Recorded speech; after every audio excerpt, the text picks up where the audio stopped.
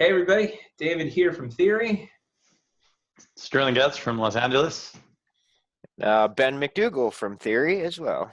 And we are here to judge the AMD ProRender contest for World Blender Meetup Day. We had a lot of tech glitches that day. YouTube kicked us off in the stream, and then lo and behold, a computer died right after. So we're a little late, but that's okay. We've got all the entries, and we're just going to go through them as a group and pick the best one. The first entry is from Avery Kukula from Michigan, and he used AMD ProRender, made this render here. What do you guys think? So, I mean, just noticing what he's put into it and appreciating that first. I would say, he looks like he's used an Ivy generator on the right, maybe. Yeah. On the building, there's obviously some depth of field, a little bit of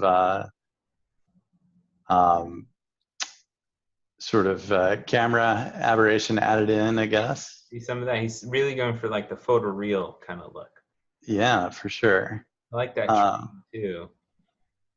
Yeah, so there's a nice amount of model in the scene, especially the foliage. It'd be interesting to know what was used to create that. But overall, I think the shading is a little bit flat, I would say, especially on the ground. It could use maybe some displacement and or because it's stretching a little too much there too. Yeah, and I think the camera effects are a little heavy-handed, especially around the corners, top right and left corners. Ben, what do you think? I agree with that. I think the most jarring part would be the I guess hyper realism of the oh god I hit a button. All right, I'll edit that part. All right, the hyper realism of the trees and the foliage, the ivy, and then the kind of the simplicity of the materials on the train. I really do like the aberration effect, though. I know it is overboard, but it's something that I guess it works really well with the trees in my mind. You get that kind of nice pulling of the frame on the sides, and I think if he could even out the balance of the realism of the foliage, and I guess the ground stands out the most to me. That would help push this one a little further. Agreed. Yeah, maybe an enhancement to the color palette a little bit as well. I don't know. It could be an artistic style for all I know, but if we're going for realism, it gives you a good idea, and it feels like he's going for realism in this one. I think I'll end my critique on studying albedo levels. Sometimes like pure white is not a good color to use because nothing is really pure white in the real world. You want to use something that's more of a muted white and let the light and material actually make it feel white. So don't use just straight white. And I feel like he might be doing that, and it's blowing out in some places. So let's move on to the next one. Christoph Lohr from Germany. This is pretty cool. Holy cow. I'm liking this. What do you guys think about this image here? I'm liking it as well. I mean, I'm a fan of low poly, and I'm a fan of the kind of small world art form in general. I like the variation that he's put on here in terms of the palm tree size. If he built fluids, which is, of course, always a challenge. Not so at least in my experience. So I'm liking it a lot. What do you think, Ben? Oh, this one's pretty cool. I'm noticing he's got a little atmosphere around the planet, which is a nice little touch. The way the paint kind of rolls over the edge of the paint bucket at the bottom and drips down the edge is nice looking. And I think overall it's a very, very pleasing, very relaxing, stylized image. I like it. Definitely plays to the world theme, that's for sure. I feel like this one is a lot stronger with the world theme, actually, compared to the first one. Do you think it was intentional to put Europe and possibly Amsterdam in the center of the world there, facing the camera? Yeah, I think that's really awesome. He also sent some stats about this one. It took him 15 minutes to render, and he used denoiser. So major points for using some of the newer features that are in ProRender. Pretty cool. Pretty cool. Cool. I like this one. This one's winning for me so far. So let's check out the next one, which is Landon Love from Illinois, USA. And this is his image. And this one looks really, really cool. I like that he just went for it and just made a world. So props to him for that one. I'm liking it. I feel like the background, surprisingly, that image is actually a little too distracting. But I like what I see here, and I imagine he's maybe modeled a lot of this. He used displacement. I mean, those clouds look really good. Yeah, what do you guys think about this one? So this one kind of stands out to me in a couple of ways. Like out of the ones we've seen so far, this has a really nice use of lighting and ambient light. Like we're getting some bounce lights under the clouds, on the grass, and on the shaded side on the lower left. You can kind of see that little bit of haze in there. It's definitely makes this much crisper and more realistic than the previous one we just looked at. And I think it's got a pretty neat use of the kind of features of ProRender in here. It looks like they've got some grass going on. They've got the little sailboat in the water, which is a nice, clever little touch. You don't notice at first. Yep. Yeah, that's a good one. I think my only criticism of it would be to potentially add some more color variation on the sand. That seems to be the sparsest looking material on it. It's got the height detail, but I think it could use some more color. But other than that, I think this is great. Sterling, any comments you want to add to it? So I do like how the so obviously plays to the world theme. I mean, I like how it moves from kind of sand to rock to grass to water to more rock to, I think that's snow I see in the background, like a snowy mountain peeking through. And obvious use of volumetrics is for the clouds. And, you know, that's always a challenging thing for the renderer. I think if I had to critique it, I would say it feels slightly off center to the right of the image. Slightly asymmetrical in general. I find myself tilting my head to the right so that the clouds are at the top of the image. I don't know why. Yeah, I mean, I guess I agree with the feedback so far from both you guys. Agreed. I like it. I think I like the other one a little bit more because it feels a bit more creative, but creatively done. But this one is pretty cool. I gotta admit. Let's take a look at Nathan Boder from Switzerland. This is awesome. Holy cow. I really love this one. What were you going to say, Sterling? Yeah, I was just agreeing with you. I think it's really impressive. I'm just looking at the detail that's been added into these ant models. The hairs on the abdomen. And it's pleasant to look at, compositionally, lighting wise. Like this feels like a really good piece, if you will. Yeah, it's got a tasteful use of depth of field. You're not getting insane bokeh, but you're getting some, especially on the reflections on the ground, and you get the slightly out of focus planets in the back with the Earth in sharp contrast. It just tonally, it's really nice. The rim effect in combination with the subsurface on the ants is coming out pretty incredible. Each planet looks lit pretty evenly. You're not getting any that are too out of shade or in shade. And then the sun casting its emission off the center. It's just a really nicely composed image overall. So I'd say so. I think you hit up a good point. Composition of this is good, and you know what? Nathan has sent us a in progress render of this thing. It's a little hard to kind of show here, but yeah, I'll see if I can pull that up. And he sent us a nice in progress image as he was making it too, just to prove that he was doing it in ProRender, I guess. That's very good. Yeah, I like this one a lot, and I think this is a testament to ProRender's capability too to kind of get that nice subtle detail and color and everything. I'm very happy with this one. I think so far this one's my top choice. Yeah, it's in the top 2 for me as well. Mm-hmm. Let's move on to Seba Dejan from Slovenia. This one feels a little simple. He did complain that there's a few issues getting it set up. ProRender is a little different at first, and I see kind of like how we put the whole thing together and what his intent was, and I'll give him some good points here for tackling it. But it definitely, this one looks like it needs a little bit more love. It's got a little bit more to go, I think.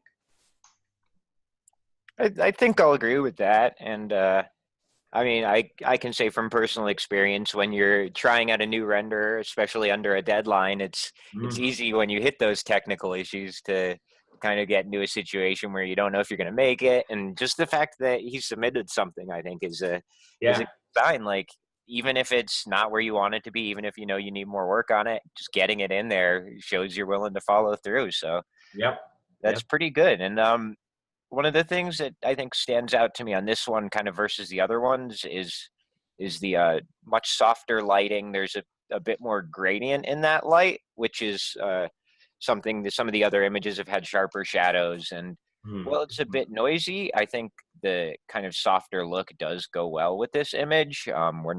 He didn't choose to do very sharp, harsh shadows that might pull away from it even more. It's just got a very soft look to it.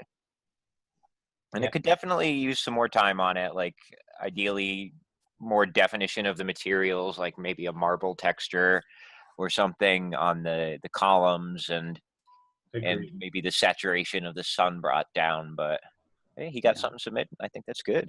Yeah. We had less than a few days, and I commend anyone for turning around an image in such short time. So yeah, I agree. So there's a little bit, so I'd agree with everything you guys have said.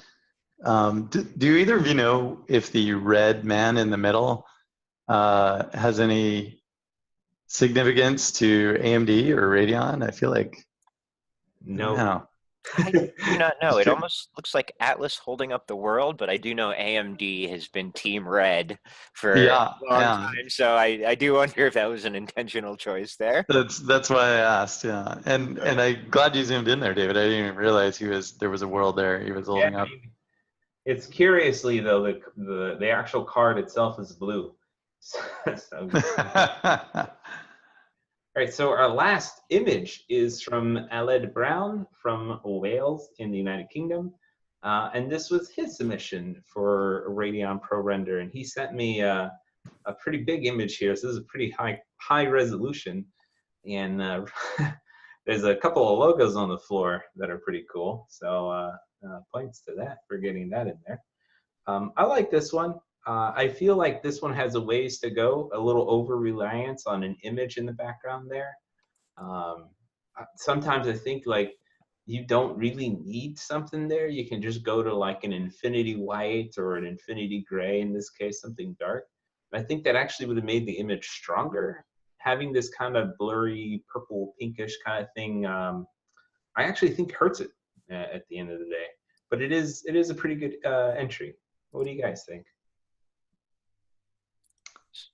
Ben, you want to go first? Yeah, so this one has the most photorealistic materials out of all the entries so far, I think, in my opinion. It's got a nice gravel texture. You can see all the individual like normal map details and bump details, and it's picking up the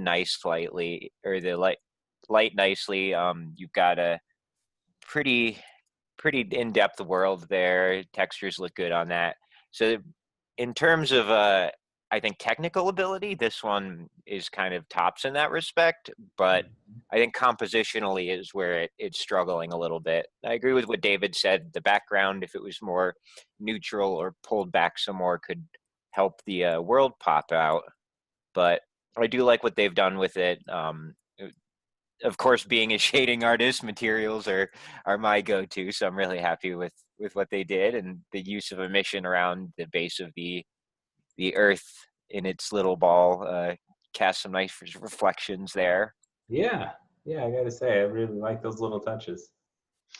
Yeah, I feel like the artist who created this really thought about how to highlight the features of the renderer. And some great reflection, like image-based reflection and lighting going on, a lot of transparency. Obviously, the decals below are definitely meant to win the hearts over, and I think it's working a little bit with me of the two major brands involved. I also believe, yeah, the neon fog glow is a nice touch. I think technically, I feel like this was created for the contest, and there's been a lot of work put into trying to achieve the theme and highlight the renderer itself. So Yeah. I don't know, the score is very highly in my book. Cool. So thank you everybody for entering this amazing contest. Thank you to AMD for sending World Blender Meetup Day a graphics card to give away. And thank you to Linda for giving us 2 free licenses to give away for the runners-up. And now we have to decide who gets what. So Sterling, myself, and Ben have been discussing and deliberating. And Nathan Voter from Switzerland, you are our World Blender Meetup Day 2018 contest winner. Your image showed just an amazing amount. Yeah, let's clap it. Well done. Well done. Crazy, man. You even sent us an in-progress image that I'm going to show off here really quick. ProRender is not an easy render at first to pick up because it's different in terms of nodes, so it just takes a little bit of a learning curve. So I have to commend everyone who picked it up and just dove head into it and learned it.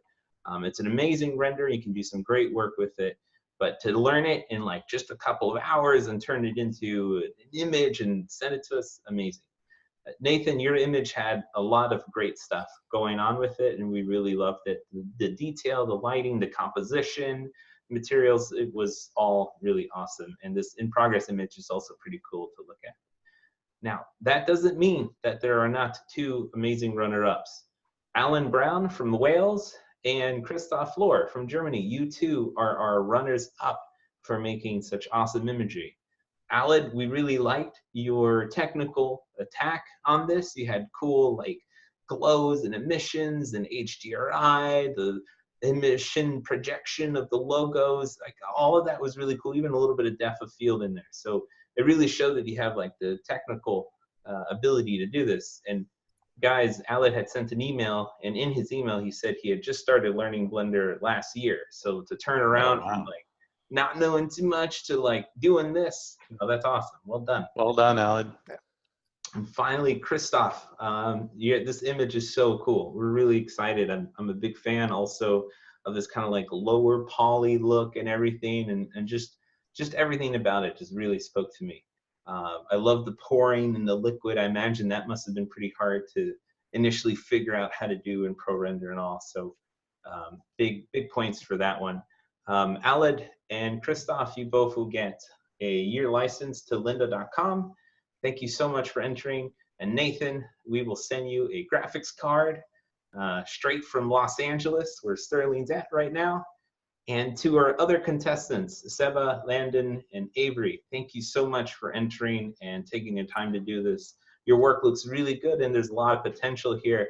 Just keep pushing, keep learning, and keep doing great stuff. So with that, I think our contest is over, and World Blender Meetup Day 2018 comes to a close a couple of weeks later. So Sterling and Ben, if you have any last things you want to add. No, just I would encourage, so anybody who's interested in ProRender, go download it, have a look, keep on blending, everyone, and perhaps, David, you can talk a little bit about lynda.com and the Blender courses, right?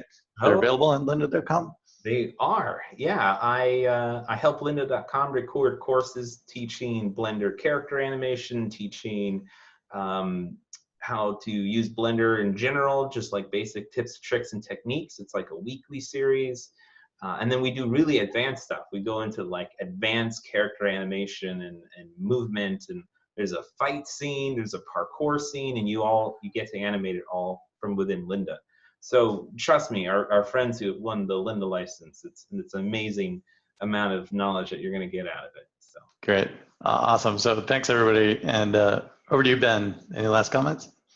Everybody did some great work, and keep it up. This working in CG is a lot of fun, so utilize your Lynda licenses. nice. All right. Happy blending. Happy blending.